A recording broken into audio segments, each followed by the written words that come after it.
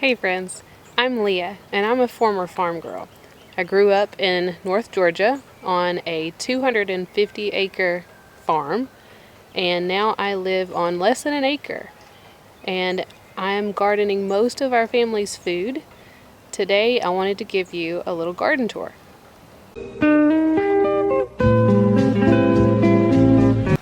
So we're just getting ready for the garden season here. This is our first year with this wall garden. I have some dill and cilantro that I just scattered on the edge here. Let me give you a view of what that looks like. This is the upper wall garden, and we have a double-decker trellis here. Then here I have some cabbages. Some of them I started. These are Copenhagen market cabbages.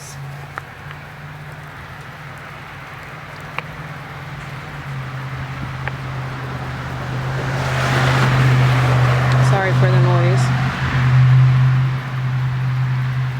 I have onion sets that I got from the feed store. Those are sweet onions, similar to a Vidalia onion, mixed in here. This year we're growing over 650 onions to try to feed our family.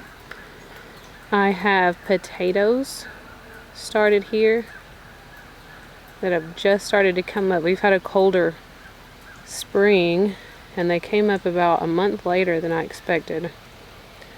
And along the very back I had broccoli, but fire ants this year have decimated them. But fortunately I grew over 100 starts, or picked up from the feed store. That's what's left, and they look absolutely pitiful in the very back there. So as we leave this upper bed, we will come down. There's some wildflower seed mix. If you know what these are, I would love to know. They were part of a mixed packet.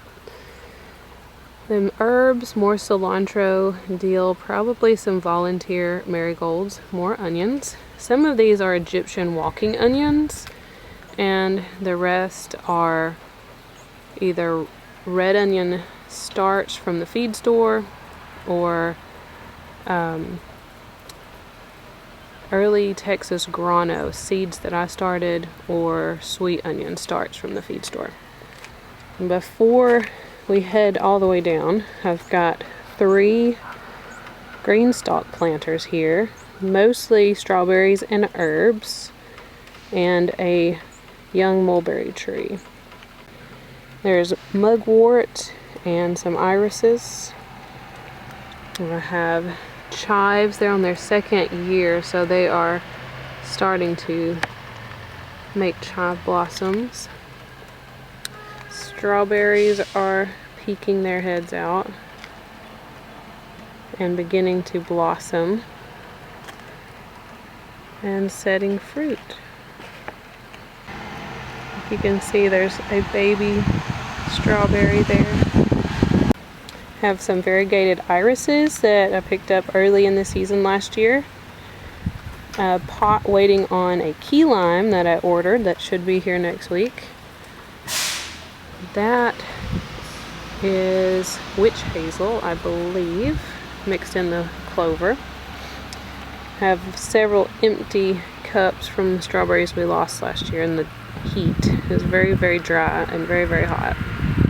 So then wildflower seeds there, strawberries, herbs. This is called this is a white horehound. Let me see. There, I've got it to focus. It is supposed to be good in herbal medicine for coughs and sore throats, so we've been growing that, but I will say it is very, very bitter. Look at these beautiful chive blossoms. It took so long for me to get those to grow. Of all the things, herbs seem to be one I struggle with. They're so pretty. Here you can see the cilantro Lots of dill for making dill pickles and saving for seasoning. Red onion starts. I'm growing onions 3 different ways. These are the kind that you pick up at the feed store that have the green leaf on them that's just dried out. And I also picked up some sweet onions that were bulbs from the feed store that did not have any green on top. And I started the Texas Granos from seed. This is celery that I got from the grocery store. I rooted it in water and it lasted through the winter. So we have a couple celery stuck in our onion patch here and they look marvelous. And this is where the end of the red onions are and the yellow or sweet onions begin. Here are some snow crown cauliflower I picked up at the local feed store. And some of these onions are just leftovers from last year that just got left behind. I believe this herb is peppercress. It is spicy, kind of like horseradish, and it is really yummy and like a taco. Lots and lots and lots of onions. More cauliflower.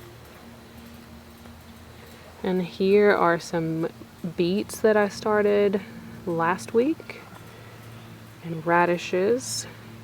This is the beginning of the onions I started from seed. Now, unless I'm mistaken, I started these the day after Christmas. They were off to a bad start. I don't know if it was the heat mat I had them on or just chance. I don't know. But they are so much smaller than I expected them to be. The spring rains have perked them up quite a bit, but I don't know when I'll actually get a harvest off of these. I think they may be going to throw off my timing on things. These boards I use to help carrots germinate. That's why they're out here. If you can see, let me see if I can get a close up. There are the carrots that germinated. I put the board on the seeds to improve the contact with the soil. You have to water heavily, but not so heavily as to wash away the seeds. Cover with something heavy like a board and watch the seeds. You need to check them every day, every other day. And once you see that first bit of sprout coming out of the seed, remove the board. And then the leaves will green up and they'll root down into the ground and you'll have perfect carrot starts every time. Okay, looking back where we came from, there are the onions on the front row, cauliflower on the second middle row, and lots more potatoes. There's a mix of red, probably red Pontiac potato, I'll have to double check, and I believe Yukon Gold. Maybe a third kind, because I picked up some new ones from the feed store this year. I usually save them, but I have a freeze dryer now, and I preserved them all last year and didn't save seed potatoes.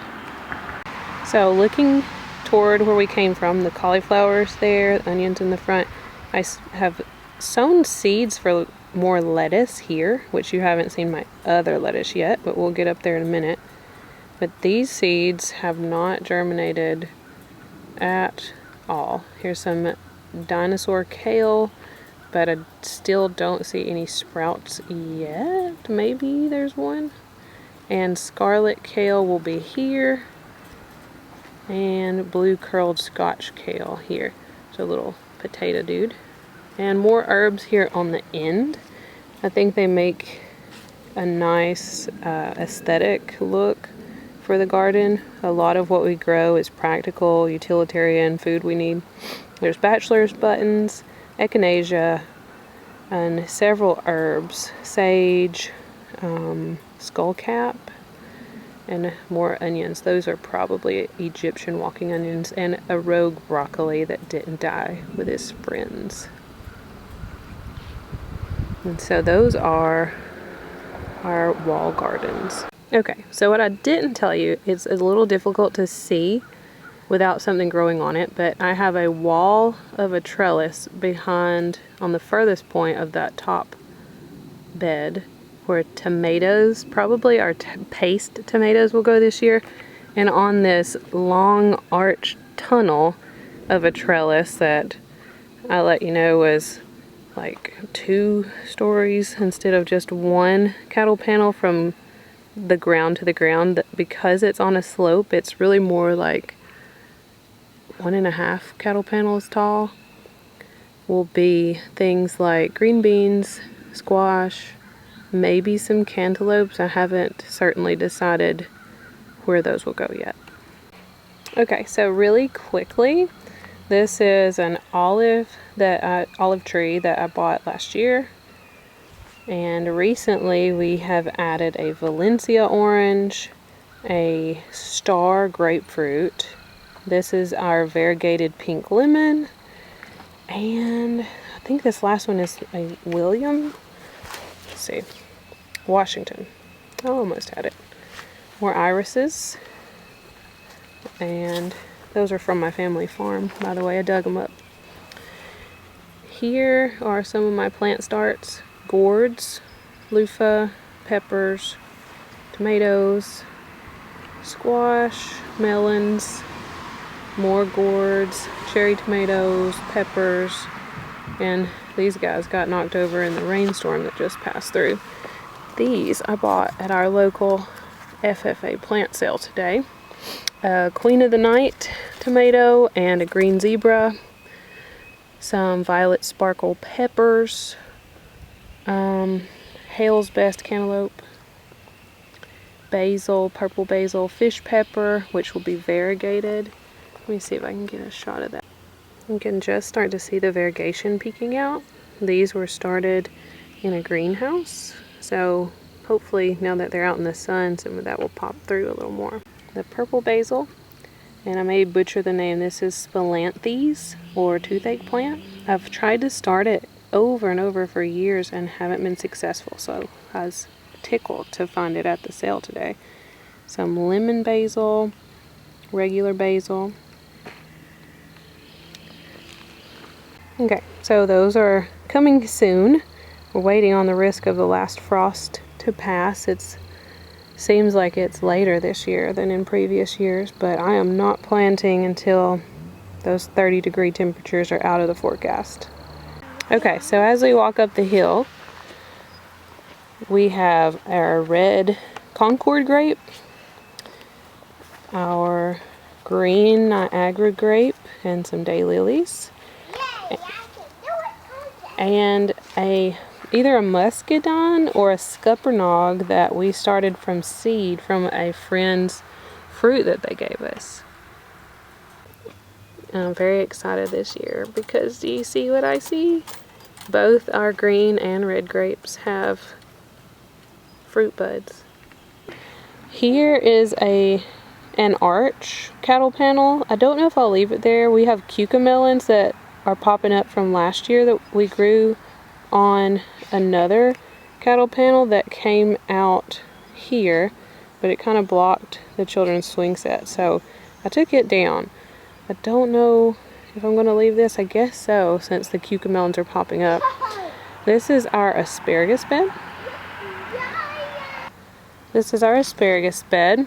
There are the cucamelons, or mini watermelons, mouse melons. This is our asparagus. I believe it's a mix of Mary Washington and purple asparagus. And I have some onions that a friend gave me. Oh look! There are the neighbor's goats. How cute. Hey little guys. Here on the front of the asparagus bed, we have more celery. These I started from seed last year. Those are Utah tall celery. And we have some absolutely enormous, in my standards, daylilies. And there go the neighbor's goats. When we moved into this house, this azalea was mowed to the ground, and I've been protecting it for the last season or so, and now it is the most beautiful red, which it's kind of fading now, and we've got a purple there. So beautiful. There's the purple. So pretty. Okay, moving from the asparagus bed, we've got purple cauliflower mixed with, I believe that's Copenhagen market cabbage, and some red acre cabbages on the other side. This is probably purple cauliflower. It might be a cabbage.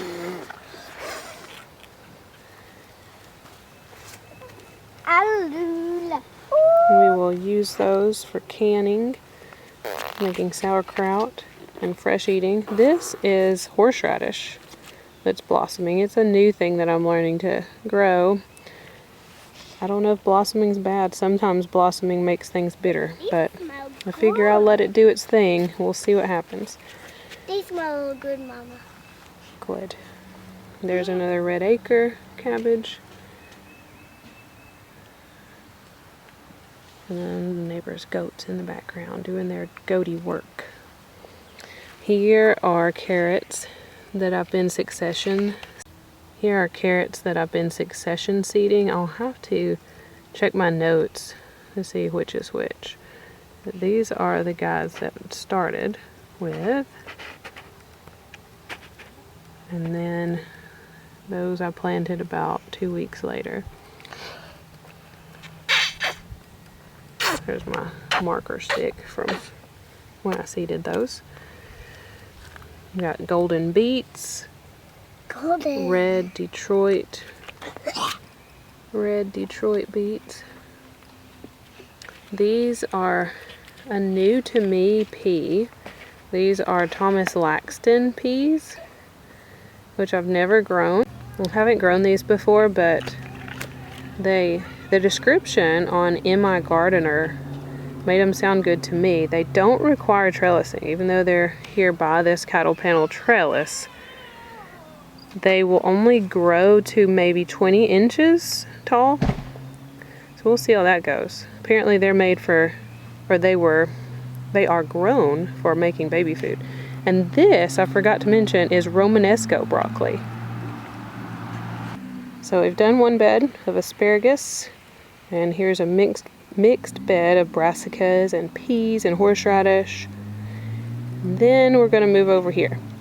And I've learned something this year that I never knew, that if you start broccoli from seed, it is very difficult to make them make a large head.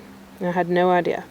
Normally, I grow at least 60 head of broccoli for our family to eat on through the year. We eat a little for fresh eating, and then we blanch and freeze the rest, and it lasts us all year.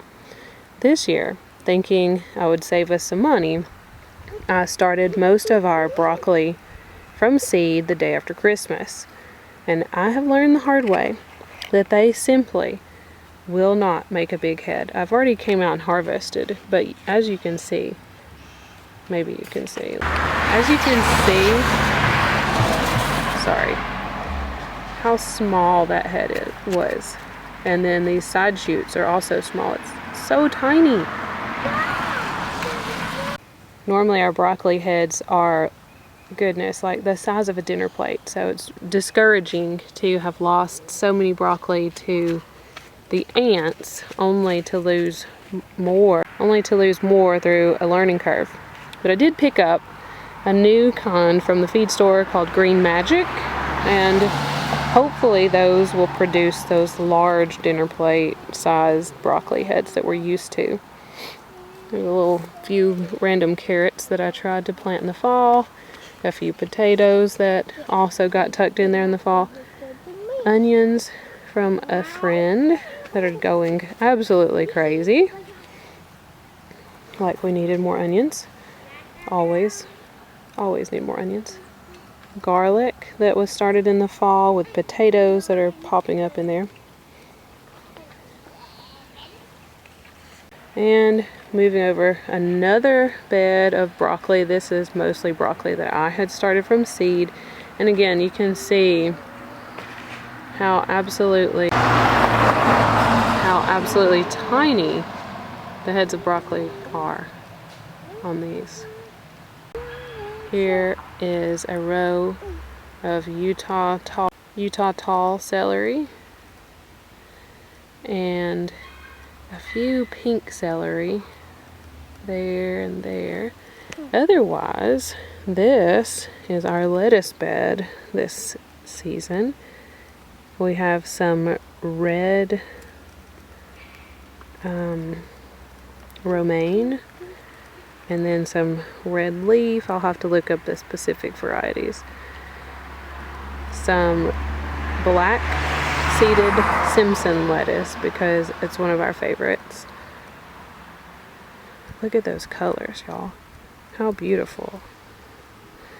Over here, dino kale, a couple. Some Mizuna mustard greens. Mizuna mustard that I just finished harvesting, trimming back. I'm planning on freeze drying that and making it into a powder to use similar to like a wasabi to flavor things. And there's a couple rogue carrots from the fall there. So there is bed number 4.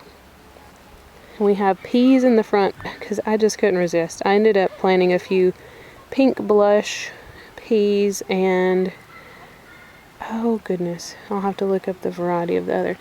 You can tell the pink blush. Let me get a close. These pink blush peas will make pink tinted pods. Yes, baby.